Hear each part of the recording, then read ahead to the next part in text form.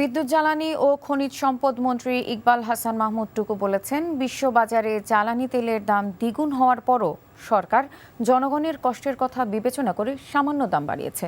সচিবালয়ে এক অনুষ্ঠানে তিনি একথা বলেন। একটা যুদ্ধকালীন অবস্থার মধ্যে আমরা আছি। সারা বিশ্ব তাদের তেলের দাম অ্যাডজাস্ট করেছে, এমনকি আমেরিকাও $5 বাড়িয়ে দিচ্ছে।